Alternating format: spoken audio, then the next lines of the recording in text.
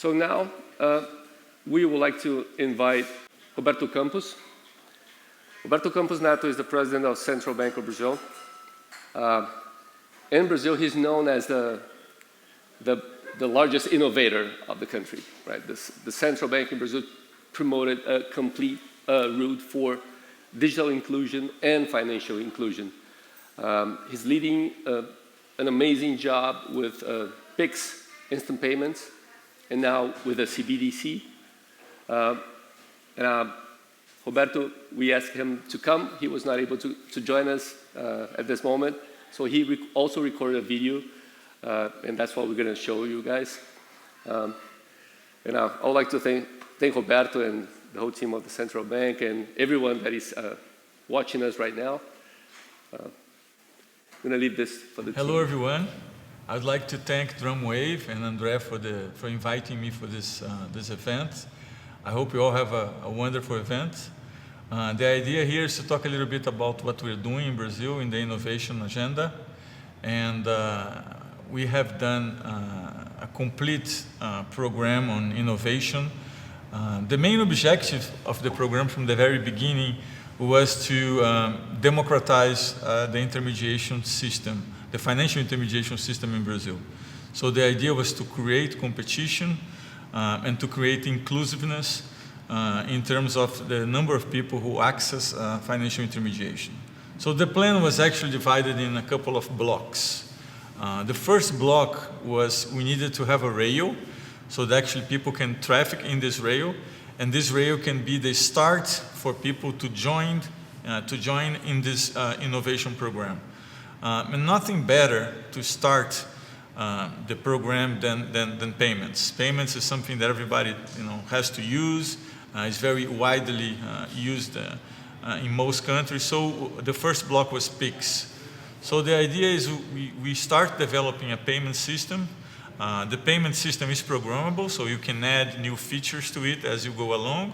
It interacts with digital currencies and smart contracts because it's programmable. And so the first idea is we develop PIX and we see how much people would buy into it. It was amazing, the adoption of PIX. Today we have 71.5 million people that have adopted PIX.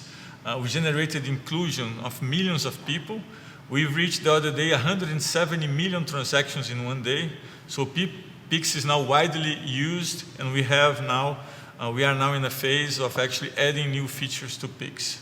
So the first idea is you need to have this rail in which people can actually use and it can serve as the first step into this new, more technology-based financial intermediation system.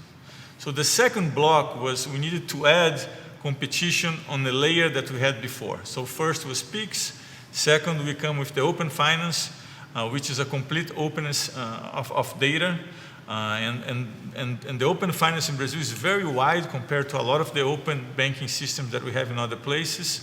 What we did actually was to design the open financing phases so that we can actually follow how the program was developing.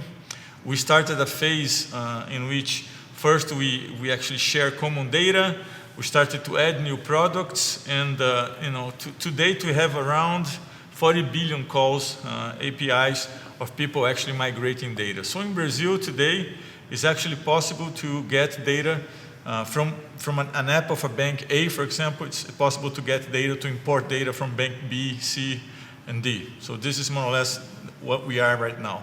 Obviously, it's a process that requires a lot of work, and the data needs to be homogeneous for that to work, and we're working on that. So the first is PIX, which is the common rail. Then we introduce open finance. We are migrating and we're joining PIX with open finance and adding other products to the competitive landscape, so that the objective at the end is to have immediate portability and comparability. So comparability and portability in real time. So this is what we want. But then we needed to see, what is the block that is needed to take that into the internationalization phase of it. So we needed to modernize our FX system. So the third block is the modernization of the FX system. Most FX laws in Brazil are dated from 1940s, 1950s, and 1960s. So we created a project of law that changed a lot of this regulation.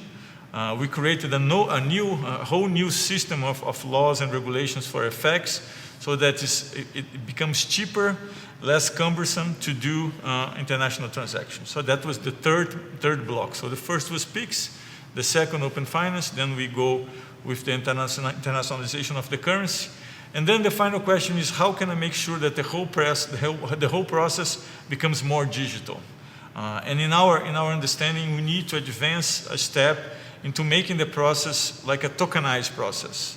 So what we did is we started the tokenization phase of the process, which is actually our digital currency. So our digital currency, called DREX, is nothing but a token deposit, which means the banks block a deposit and issue a token on the top of it. We are now in a phase of pilot, of testing the DREX, and the idea is we connect the 4 blocks: PIX, open finance, the internationalization of the currency, and we come with the DREX. And what is the advantage of DREX? And I think a lot of people focus on the advantage of having a digital currency in terms of payments. And most of the advantage from payments we already have from having PIX. So for us, in a moment that you tokenize assets and liabilities inside the balance sheet of a bank, you acquire a new dimension of improvement in financial intermediation, because banks will start looking at assets and liabilities in a token way, which means that you improve efficiency in securitization, risk management, asset management, funding operations, management of collateral.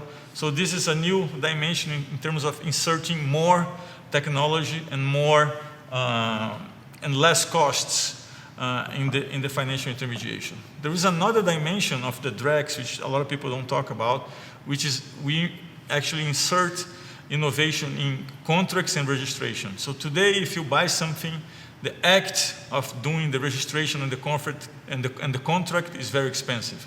But with the blockchain and with DREX, basically once the smart contract recognizes the payment through an encryption, it generates a registration and a contract, and it's much cheaper and it's much easier to control, which means that people buying things using DREX will have a much cheaper way of registering assets. That also improves the ability of use your assets to extract value from it, like collateral management or controls of guarantees. So at the end, we have these 4 blocks to improve the efficiency of the system. Once we have the 4 blocks working together, we think the next stage is actually how can we aggregate all this together. So we think that companies will start to fight for being the channel of the integration. So there's going to be apps that integrate all your bank accounts in a way that you can use PIX, open finance, the digitalization, and the internationalization to actually compete with products. So you're probably going to have one app that has all your bank accounts, all your products, and you can, depending on the level of the amount of data that you're willing to open, you're going to have immediate portability and comparability. So this is the aggregation phase that we think is going to come once the 4 blocks are actually fully integrated.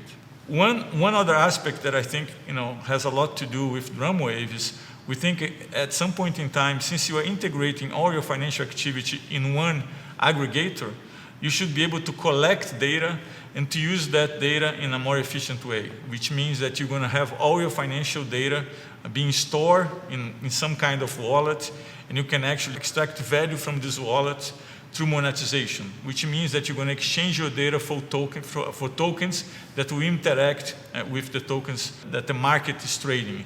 That could be the digital currency itself or any other form of tokens that can serve as means of payments in exchange for the data.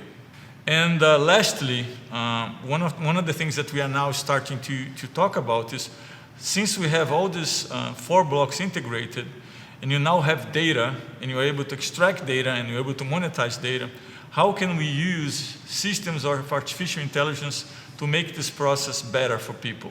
How can we insert financial education into the aggregators? how can we give financial advice to people in order for people to consume products, financial products, in a better way, in a more efficient way, in a more secure way.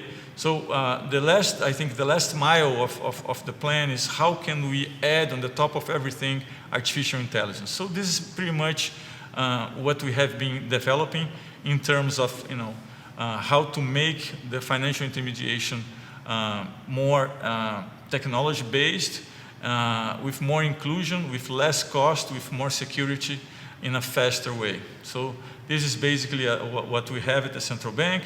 We are actually in the phase of putting the 4 blocks together. We'll soon get into the phase of actually putting the digital currency to place, advancing on the pilot, and we expect in between a year and a half and 2 years to have everything that I mentioned in an integrated way, so that this will be able to make people's life better. Thank you.